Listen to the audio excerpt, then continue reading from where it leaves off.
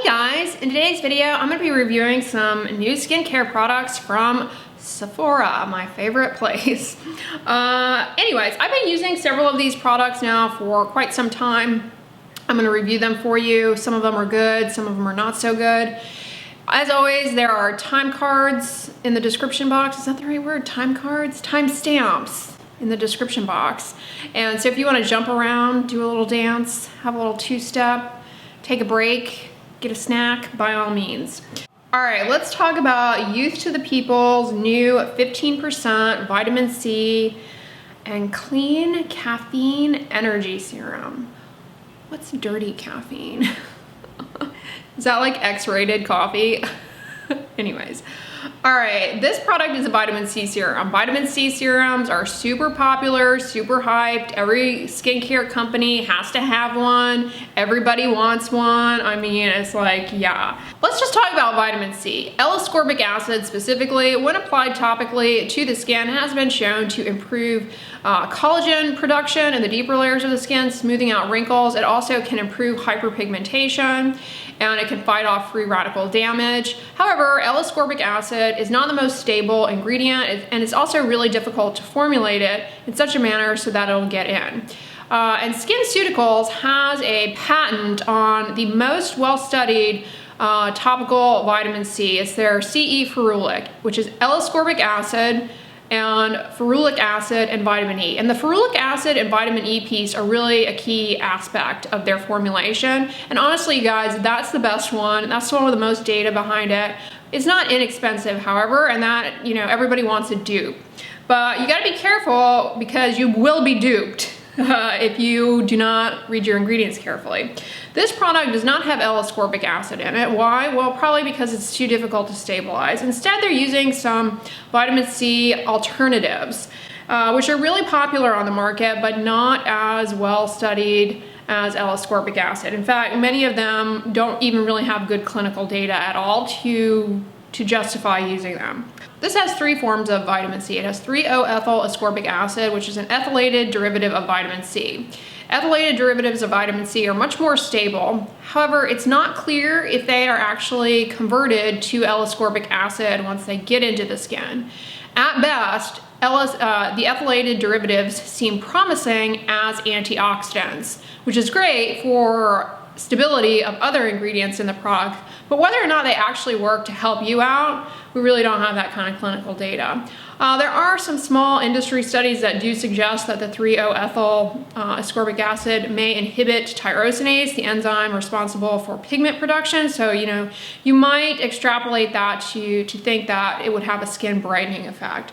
The ethylated derivatives, however, there aren't any studies really showing that they boost up collagen production in the skin, like with the CE ferulic from SkinCeuticals. The second form of vitamin C in this is tetrahexyldecyl ascorbate. This is arguably a little bit more, has more potential, we'll say. This is a lipid-soluble form of vitamin C, meaning it's easier for it to actually get into your skin, and it's more stable than L-ascorbic acid. Some studies actually suggest that this form of vitamin C might potentially be more potent even than L-ascorbic acid, although we really don't have clinical data to back that up in terms of comparing the two, but the preliminary studies suggest it might be. Any preliminary study, and cosmetic companies are gonna run with it and make you believe that it's truth. It's not quite truth yet, but it seems promising.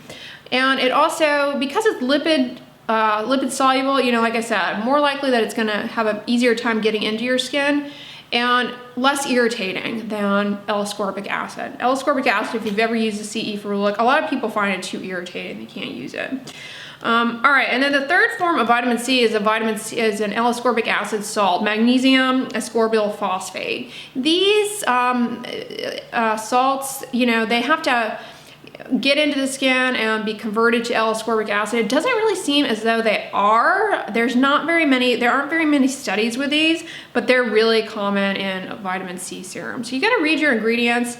These three forms that are present in this, I would say of the three forms, the one that holds the most promise is the tetrahexyldecyl ascorbate. At the end of the day, I can't tell you guys if this is actually gonna work. We don't have that kind of clinical data like we do with the CE ferulic. As far as improving hyperpigmentation, improving improving some of the visible signs of aging, warding off UV damage. What else is in this bad boy? It's got squalane, a lightweight emollient, so that's going to smooth down skin edges. It also has gluconolactone, a polyhydroxy acid that can help gently exfoliate dead skin cells in a very conservative fashion, and also imparts hydration. So with a product like this, you've got to remember that some of these inactive ingredients are probably what's doing a lot of the work and delivering the apparent results of brighter, smoother, plumper, firmer skin. The moisturizing ingredients do a lot of work for you in products like this.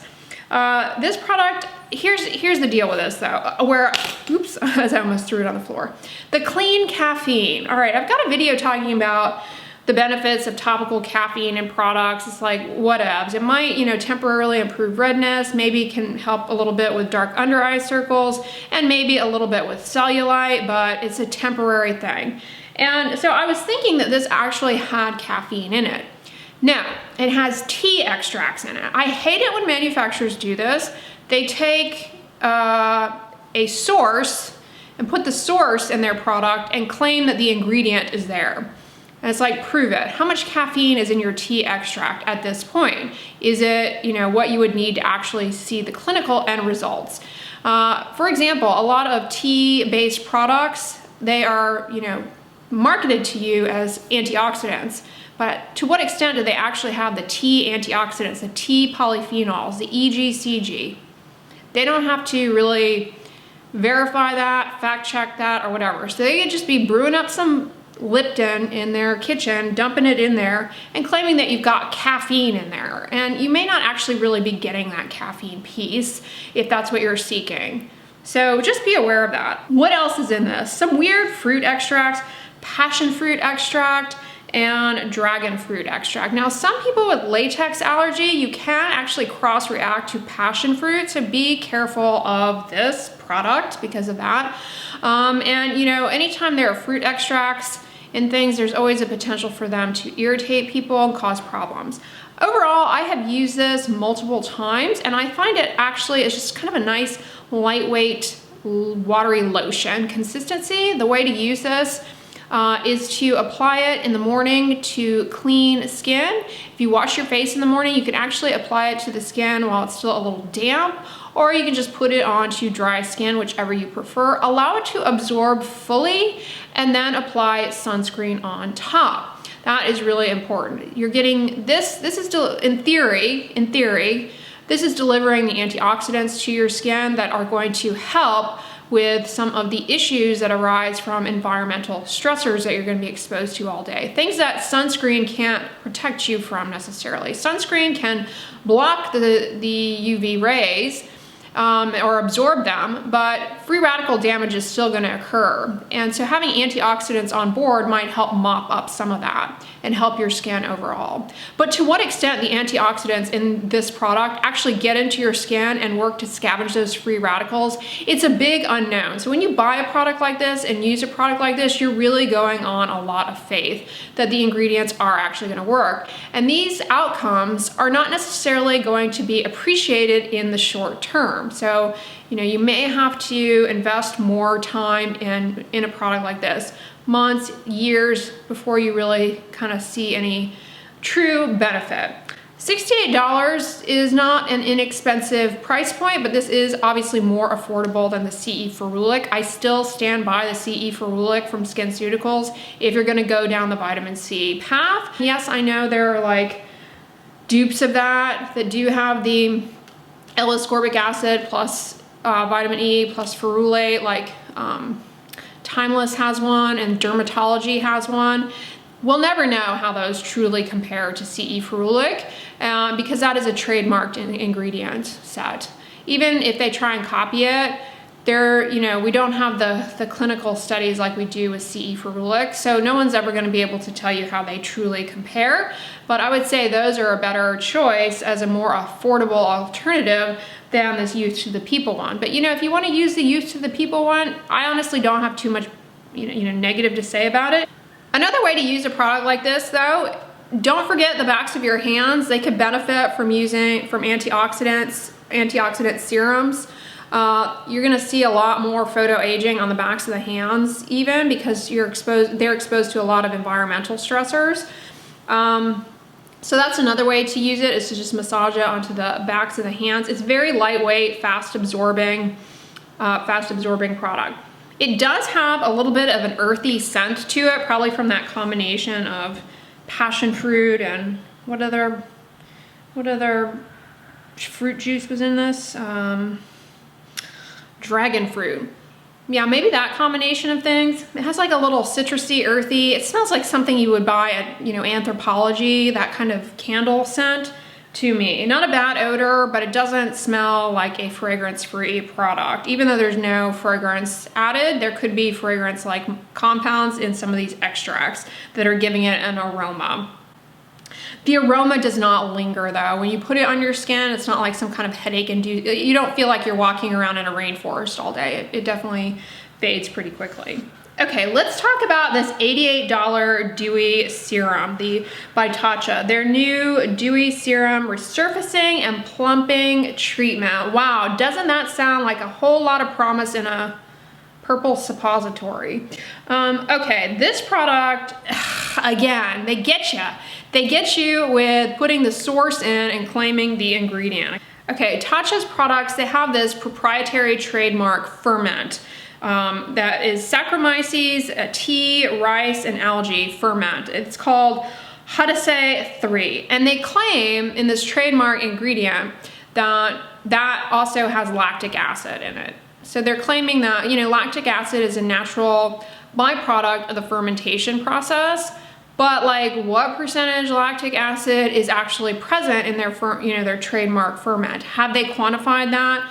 We'll never know. It could be negligible, but they claim lactic acid in this product. Lactic acid is an alpha hydroxy acid that is very large, and it helps add hydration to the skin, and it can help very gently exfoliate dead skin cells, improve skin texture, hydration. It also can help with moisture retention, a very good ingredient to incorporate into your skincare routine for smoother skin and better skin texture. And ferment extracts, y'all know I'm a huge fan of them. Saccharomyces, rice, they are enriched in antioxidants and moisturizing factors. So, you know, I imagine their trademark hydrating 3 is probably fine and probably maybe a good ingredient, but to what extent it's got actual lactic acid to yield that kind of resurfacing benefit?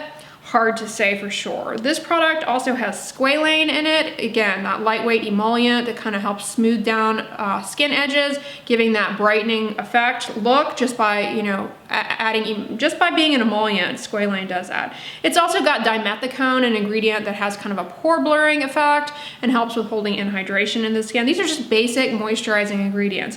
Sodium hyaluronate, hydrolyzed collagen, hydrolyzed elastin. These ingredients that I've named so far, they're all basic moisturizing ingredients, similar ingredients that you will find in any moisturizer on the market. So there's really not much going on in this product that is super unique outside of their trademark ferment, the hydrating, which we know nothing really about. This product, unfortunately, does have fragrance, as do, I believe, all of Tatcha's products. It's been a while since I looked at their website. I did review the brand a long time ago.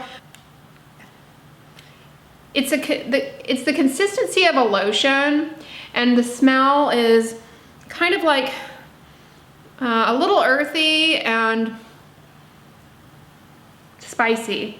A little earthy, a little spicy, and it does linger. I found this product overall, applying it to the skin, does leave kind of a filmy sensation behind. It doesn't absorb particularly well. You know, fragrance in skincare products, whether or not you're allergic to it, you know, if you're not allergic to it, it's less of an issue, but you can develop an allergy to it, and it can cause irritation, and it can compromise stability of other active ingredients in products. Here's the thing, you guys, you do not need to plunk down $88 to derive the benefits that this product is offering. It's basically a scented moisturizer. Now, if you want a good product that has ferment extracts, you want to start introducing those into your skincare routine. I recommend the Neogen Micro Ferment Filtrate Essence, I think it's called. It's got a complicated name, I'll link it down below. Or the Misha First Treatment Essence, the Time Revolution First Treatment Essence. Those are very good fermented products with, you know, rice ferment and what have you, for really adding hydration, no added fragrance. If you want to incorporate an alpha hydroxy acid into your skincare routine, rather than plunking down $88 on this, I suggest Alpha Care's Intensive Renewal Serum. This is a alpha hydroxy acid serum. Instead of lactic acid, it has glycolic acid. So that's a little bit smaller, meaning you can go a little deeper and exfoliate a little bit more intensely. So if you have sensitive skin, you definitely want to do a test spot first. 20 bucks or $19.99, free of fragrance. Alpha Care has many good products. I believe they are cruelty-free as well. So I would recommend that over this expensive little product. And as I said, at least behind a filmy residue that I'm just like, this is just poorly crafted moisturizer.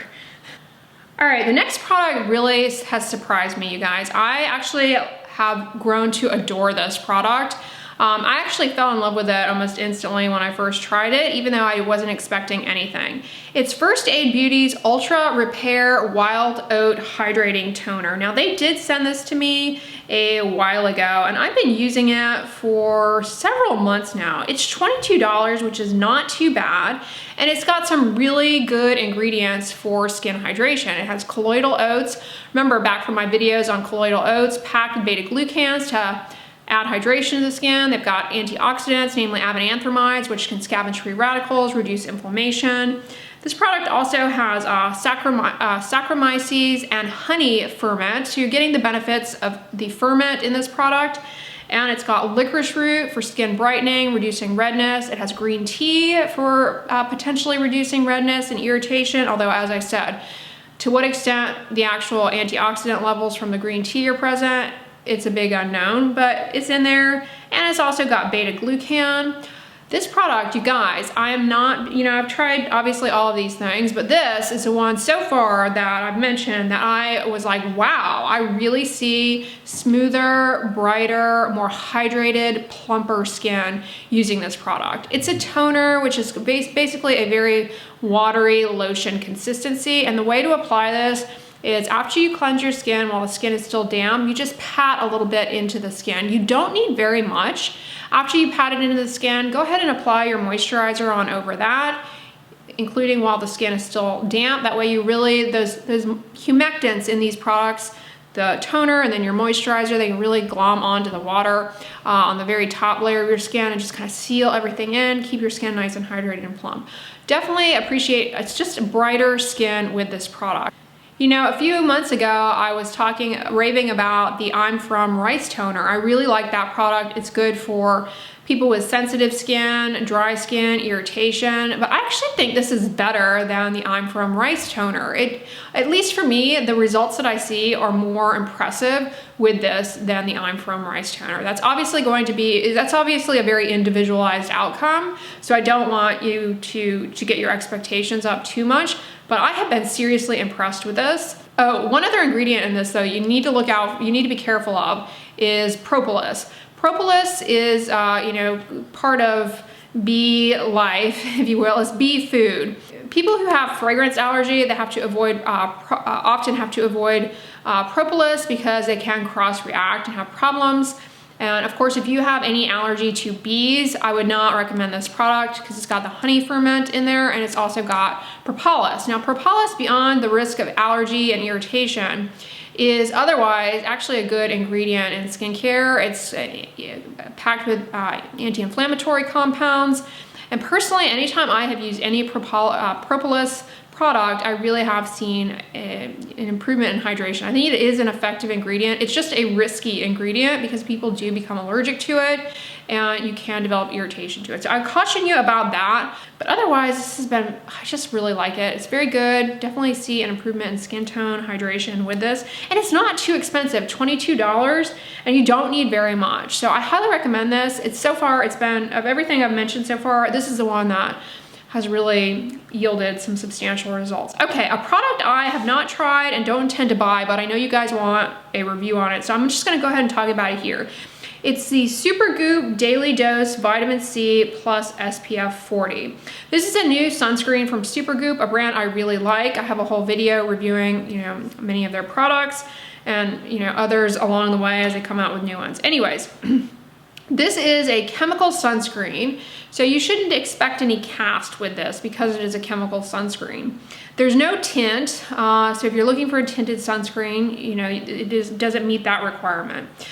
This product, what it's boasting is the fact that it is a combination of sunscreen and vitamin C. Now, in an ideal world, that would, you know, that sounds good, right? Earlier I told you that vitamin C kind of can step in and do some things that sunscreen can't.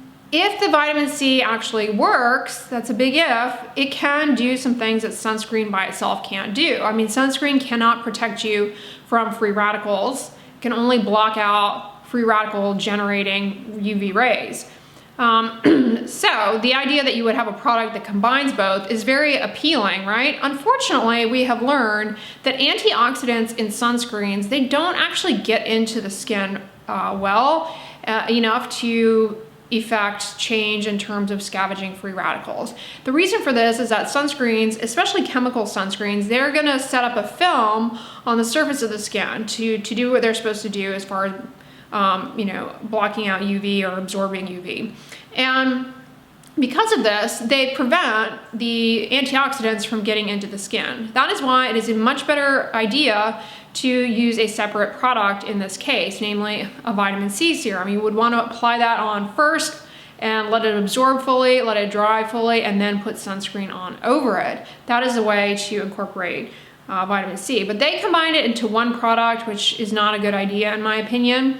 And you know, we don't have any studies from them, I doubt they did them, showing that their vitamin C and their product actually gets into the skin and works. Not only that, what type of vitamin C did they use? You always have to ask yourself that as a consumer. Is it L-ascorbic acid plus ferulic acid and vitamin E, the magic combination that we have all the data on? No.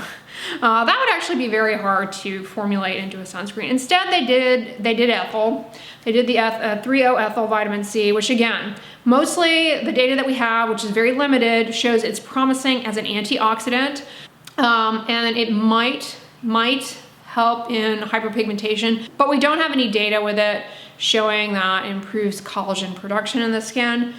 So in other words, I would not get too excited about the inclusion of vitamin C or an ethylated vitamin C in this product.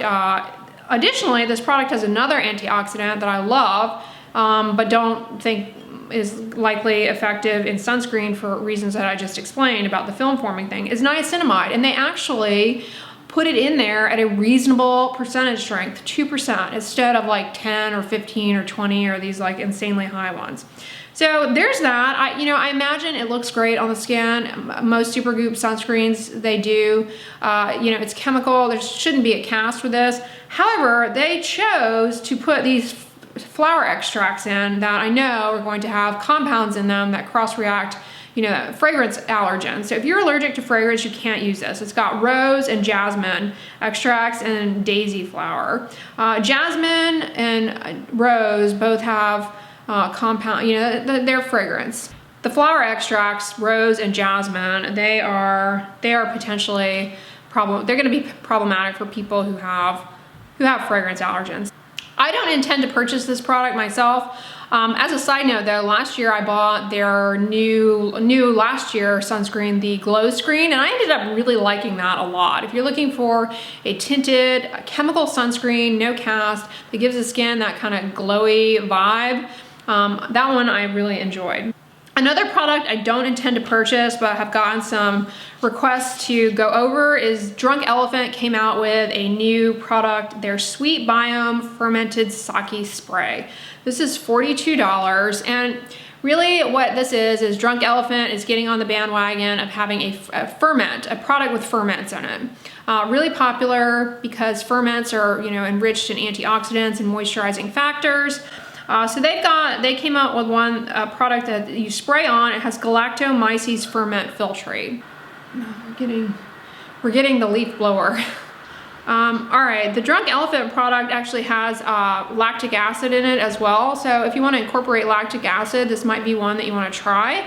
Lactic acid, to remind you, is an alpha hydroxy acid that's very large. It mostly helps to add hydration to the skin and gently exfoliate. I imagine though, spraying it on would be, you know, a little precarious. You might get it around your eyes, which it can be a little irritating there. Yeah, so there's that. And this also has ceramides in it, which are good for the moisture barrier.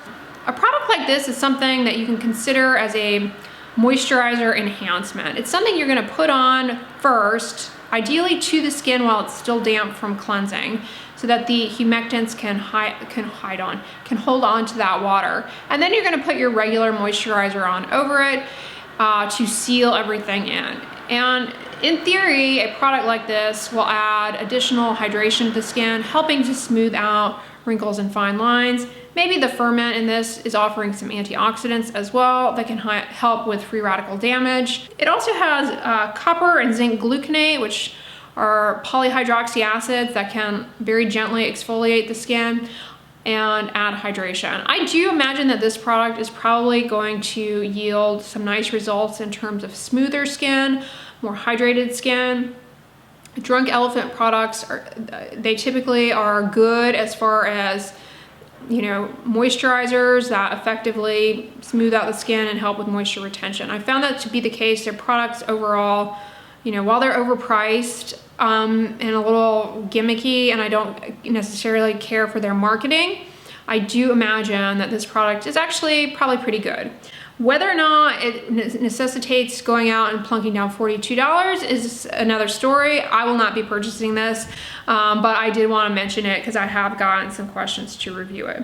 Okay, and then last but not least, let's talk about the sunscreen from First Aid Beauty. It's their weightless liquid mineral SPF 30. I'm wearing it currently, and I have to say, I love it. I love the way it looks on the skin. It has a nice deep tint to it, and there's no white cast with this. It is a mineral sunscreen. The active ingredient is zinc oxide, so it's very good if you have sensitive skin. The tint on this is identical to MD Solar Science's SPF 30 sunscreen. But the difference is, unlike that, this is a liquid. So it dries down, it absorbs more quickly, and that product is very silicone heavy, kind of gives a pore blurring effect, really good for dry skin, whereas this is a kind of product, because it's more of a liquid, it's very good for putting on to the skin, allow it to dry and absorb, and then your makeup likely goes on over this well. I love it. I love the way it looks, but one thing that scares me and why I'm a little have reservation about promoting it to you guys is that for the life of me, I cannot figure it out, but this product feels like there's some kind of gritty substance in it, like sandpaper, and it makes me nervous because that makes me question, are some of the ingredients like crystallizing out in the product? I went to Sephora's website to check this out and, you know, again, and read the reviews. And I noticed on the reviews on Sephora, people were claiming the same thing. So for that reason, I'm really nervous to recommend it to you guys. If there's something about this that's abrasive, you know, it can cause a lot of irritation. But it's a shame because I really like the way it looks on the skin and it stays on. It doesn't feel greasy. You know, earlier this week, I reviewed for you guys the Pipette Baby Mineral Sunscreen. And that's just, I don't know. For me, I found that is very oily and very greasy. This is not. but it's not overly drying either. You know, a lot of mineral sunscreens, people find them to be drying because the zinc oxide does kind of have an absorbent property to it that mops up excess oiliness. And so for some people with dry skin, they actually find that mineral sunscreens dry them out. This is actually pretty moisturizing. Licorice root in it too, which may help calm down redness. And because it's tinted, you get some protection from those pro-pigmenting wavelengths of visible light from the iron oxides, plus you also get that from the zinc oxide. I really don't understand the gritty thing though at all, and it makes me nervous. So I don't know what to tell you guys about it. Be warned, it's not inexpensive though. It's $34, but I actually really, like I said, I really like it. It's not water resistant, however, so if you're going to be doing outdoor activities, you know, you would want to gravitate towards a water resistant sunscreen if you're going to be doing things like, you know, that work up a lot of sweat, or you're going to be swimming, so that it at least stays on better. So yeah, those are the products I wanted to share with you guys and review. I've gotten questions on these, so I thought it'd be fun to put them all together in a video here. They do all happen to come from my favorite place, Sephora. Just kidding. But some of them actually, you know, aren't too bad. And of all of these, I would say I have been most impressed with this First Aid Beauty Ultra Repair Wild Oat Hydrating Toner, with the caveat, obviously, that if you are, you know, you have issues with bee-derived ingredients or you're allergic to fragrance, be careful with their propolis. But this has been one I've really personally been wowed by as far as improved skin hydration, smoothness, elasticity, and honestly, the price is not that bad. $22, you know, I've seen worse. I hope you all enjoyed this video. If so, give it a thumbs up, share it with your friends, and as always, don't forget, sunscreen and subscribe. I'll talk to you guys tomorrow. Bye.